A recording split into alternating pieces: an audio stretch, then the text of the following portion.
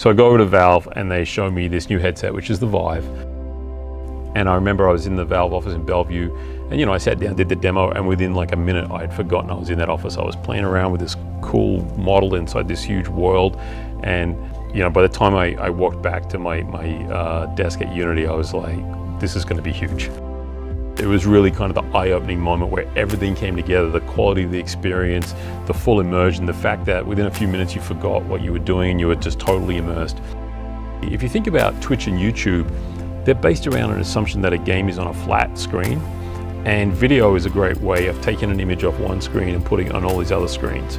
But if you assume the future of video games is going to be some kind of more immersive content, then that doesn't work. But game engines, on the other hand, like Unity and Unreal, are really the key to understanding how to do that. And I want to be in there interacting with you and doing something that's more than just interacting with a static video. So that's really how VReal got started. I left Unity, knew that I wanted to do something in VR, figuring out what would it be like to be in a game with someone else. Kind of a Twitch-like experience, kind of a YouTube-like experience, but also kind of something different. We're not really like those things, but we are kind of a little bit like those things because it's hard to describe VR. It's this and that, not this or. Exactly.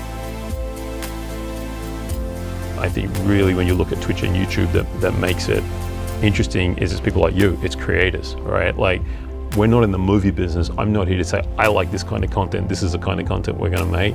We're really in the business of enabling people to make great content, and then they'll find an audience. Hopefully there'll be a home for all those different sorts of content.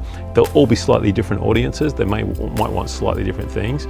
What we're trying to understand is which of those kinds of content work and are best suited for VReal.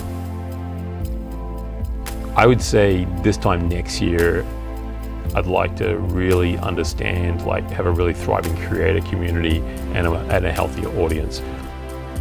Helping each of those creators develop an audience is really our job, right?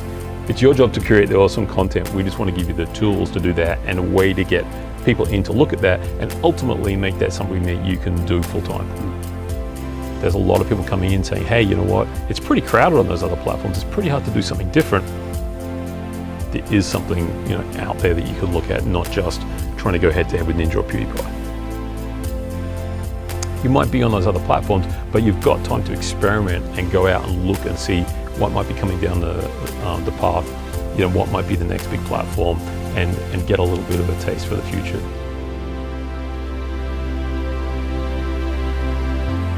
Keep making great content, man. Thank you. Thanks. Appreciate it.